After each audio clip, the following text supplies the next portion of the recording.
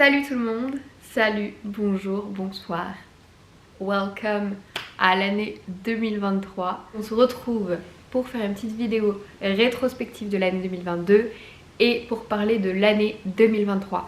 Alors il faut savoir que moi j'adore faire des listes, j'adore tout planifier, donc c'est vraiment une vidéo que je vais kiffer faire et que j'ai adoré préparer. Donc on y va, let's go. Du coup je m'étais dit que ça pouvait être sympa de commencer par parler de 2022. Alors les objectifs que je m'étais fixés, je crois que j'en ai quasiment pas rempli, je suis pas sûre.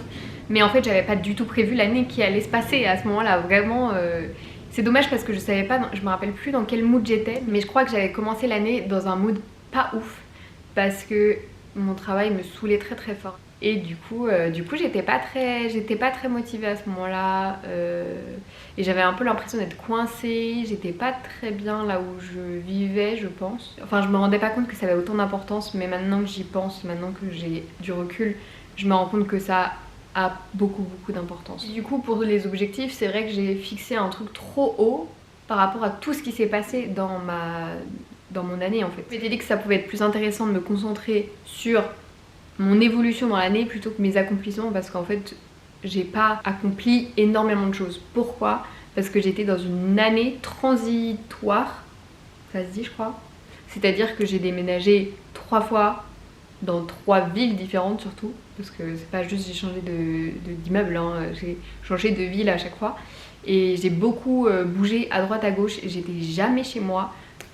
J'ai calculé, pendant presque 7 mois, j'habitais pas chez moi, j'étais pas chez moi, j'étais chez d'autres personnes.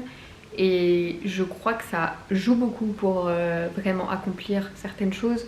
Ça joue beaucoup sur le moral, ça joue beaucoup sur le stress, la fatigue. Donc honnêtement je trouve que je me suis pas trop mal débrouillée pour cette année qui était assez catastrophique. Mais du coup avec cette année ça m'a fait un peu relativiser, de me dire que parfois il y a des grandes périodes où on va être en période de transition et c'est ok. Et on peut pas faire grand chose contre ça et on peut pas tout faire à ces moments là parce que ça demande beaucoup d'énergie de base. Et surtout pour finir là-dessus, je me dis que maintenant je me sens stable. C'est-à-dire que j'ai mon appartement, j'habite seule et ça c'est un truc qui est tellement important pour moi. Je me rendais pas compte à quel point ça allait me rendre heureuse et que ça allait me faire du bien d'être seule, d'avoir un chez moi. D'autant plus qu'il est bien plus grand que ce que j'aurais imaginé, puisqu'à la base je devais habiter à Paris, hein, je devais pas du tout habiter à Nantes. En tout cas je me dis que du coup je suis dans les meilleures dispositions pour bien commencer l'année 2023. Je vais commencer à travailler avec des gens, faire un apprentissage. J'ai plein de projets dans la tête, donc je suis trop contente. Cette année en fait elle m'a servi surtout à tout stabiliser, tout mettre à plat et repartir du bon pied. On va partir là-dessus. Je sais pas pourquoi je le sens bien cette année, mais pour l'instant en tout cas je suis dans un très bon mood. Donc on va voir ce que ça donnera sur la suite. Ensuite on va passer un peu plus au niveau social où j'ai eu un gros... je sais pas, j'ai trop changé par rapport à ça, c'est très bizarre.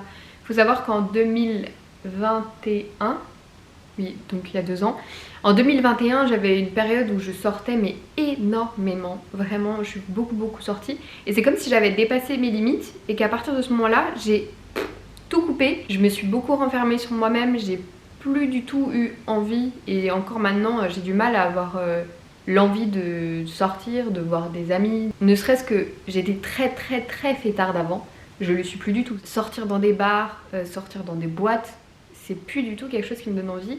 Alors du coup en soi c'est pas dramatique, tant mieux pour mon corps et ma santé. Mais par contre je me dis que ce serait sympa de faire un petit effort pour voir ses amis dans d'autres circonstances, tu vois. Par exemple j'aimerais trop aller dans des cafés le matin, tu vois, on prend notre café le matin, trouver un peu une balance et m'écouter plus et me comprendre mieux. Il y a eu un truc aussi hyper positif pour moi cette année, c'est que j'ai eu un espèce de lâcher prise. Comme j'étais dans cette période de transition, j'ai arrêté de me concentrer sur ce que je mangeais, sur mon apparence, sur les réseaux sociaux, etc.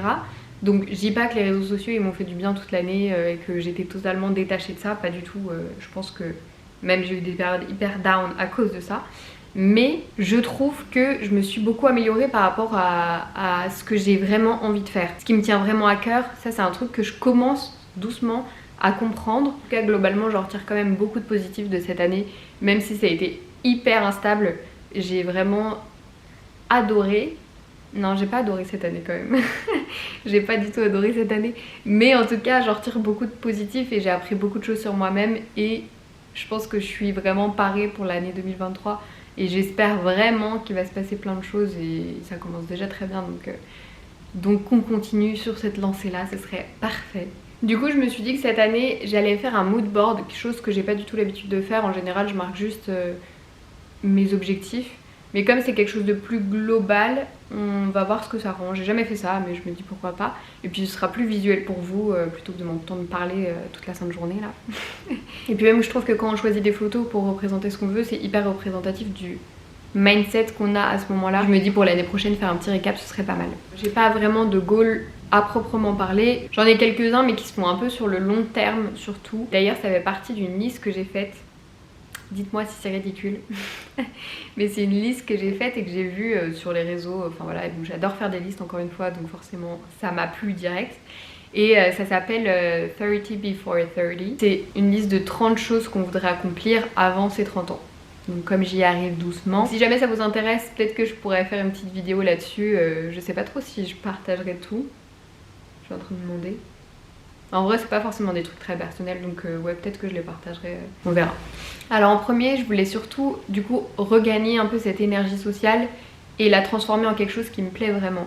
C'est-à-dire que j'aimerais partager plus de vrais moments avec mes amis, faire plus d'activités, aller au cinéma, aller au théâtre, peu importe, mais faire un peu plus d'activités inhabituelles qui pourraient un peu plus me nourrir moi-même en tant que créative.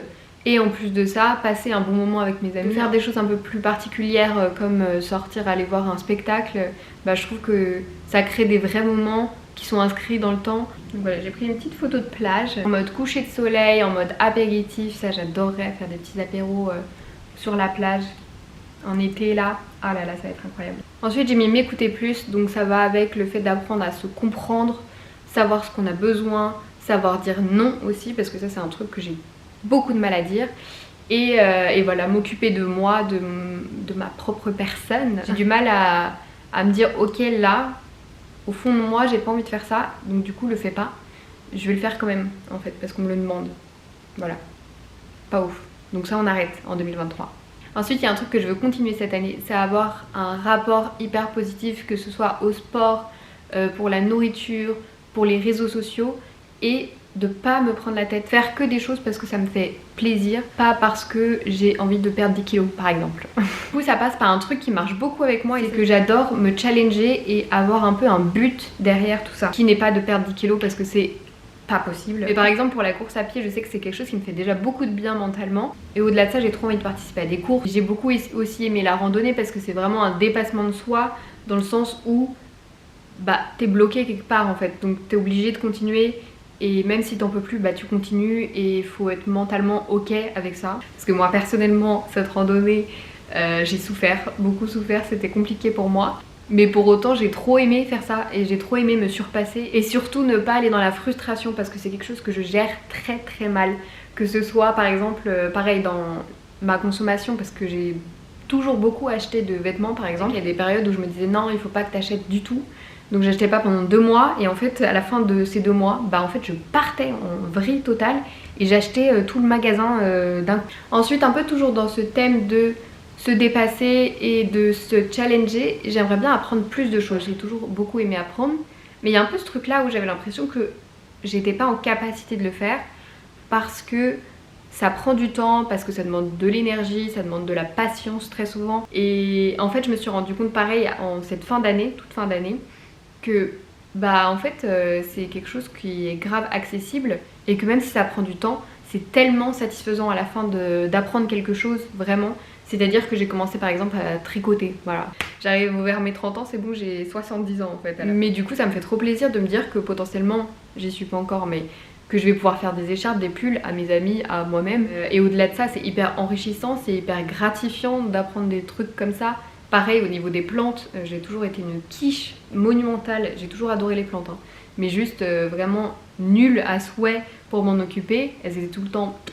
Et là je sens que j'ai ce truc là où j'en prends vraiment soin, c'est vraiment quelque chose qui me fait plaisir. Et du coup d'apprendre un peu comment ça se passe, comment on s'en occupe, même si c'est pas très compliqué finalement, mais juste je sais pas, je suis pas très douée, mais voilà. Il faut y aller, il faut pas avoir peur de rater, et en soi même si tu rates, bah si t'as essayé et que tu t'es quand même intéressé à ce sujet, c'est quand même bien en fait, donc quoi qu'il arrive, go quoi. Ok, ensuite on va passer sur un point qui est assez compliqué pour moi, parce qu'en fait dès que quelque chose prend du temps, comme apprendre par exemple, bah je le fais pas, parce que je pense que j'ai peur de mettre trop de temps dans quelque chose qui ne réussira pas. En fait mon objectif principal de cette année au niveau plus professionnel, c'est de travailler sur des gros projets qui vont me prendre du temps et de pas en avoir peur, parce que c'est toujours effrayant de passer beaucoup de temps sur quelque chose qui potentiellement ne marchera pas.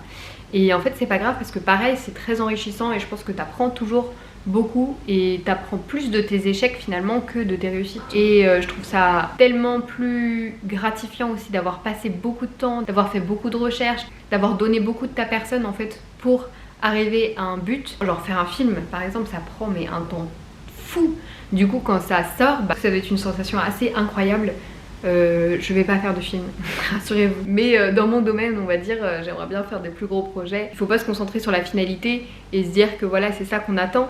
En fait, rien que toutes les phases de production ou de recherche, bah en fait, c'est juste hyper cool. Et enfin, le dernier objectif, ce serait de me concentrer sur mon appartement, parce que ça fait très longtemps que j'attends d'avoir mon propre appartement. J'ai vraiment envie de m'investir dans cet endroit, d'en faire un vrai lieu de vie dans lequel je me sens bien, déjà parce que je vais beaucoup y travailler, donc ça c'est quand même très important, de me sentir bien, de me sentir à l'aise, de me sentir chez moi, d'avoir vraiment un espace de travail. Et au-delà de ça, là où ça rejoint un petit peu l'idée numéro 1 aussi, c'est que j'aimerais tellement accueillir mes amis et faire des gros repas, parce que moi j'adore faire à manger, qu'on puisse, je sais pas, partager des moments ici. Mais pour autant, il y a un truc que j'aimerais beaucoup garder, c'est de toujours quand même consommer de manière responsable, de manière un peu éthique, de seconde main par exemple, de faire de la récup, qui est le cas de à peu près tout dans mon appartement. Avoir un peu une balance entre je décore mon appartement, enfin un lieu qui me correspond vraiment, mais en même temps prendre le temps de faire les choses pour que ça corresponde quand même aussi à mon éthique. Et que ce soit pour les vêtements d'ailleurs, c'est pareil. J'ai vraiment envie de garder cette manière de consommer que j'ai depuis quelques mois. En tout cas pour finir, dans l'idée, ce que j'aimerais ce serait vraiment une année où je suis assez chill avec moi-même, où je prends plus de recul, où je m'écoute plus, mais avec du fun. J'ai envie de m'amuser cette année, j'ai envie de faire des choses qui me font kiffer, j'ai envie d'apprendre, j'ai envie de vivre la vie à pleines dents. Non, je suis pas sûre de celui-là. En tout cas, j'espère que cette année sera une très bonne année pour vous aussi, que vous allez beaucoup vous amuser. N'hésitez pas à mettre en commentaire vos objectifs, ce que vous avez prévu pour l'année 2023. Ça m'intéresserait beaucoup d'en discuter avec vous. Et puis je sais pas, je trouve ça super intéressant de voir un peu quels sont les objectifs de chacun, parce qu'en fait on est tous hyper différents. Bref, je vous laisse et on se retrouve normalement la semaine prochaine. Je vous fais des bisous. Bye, bye.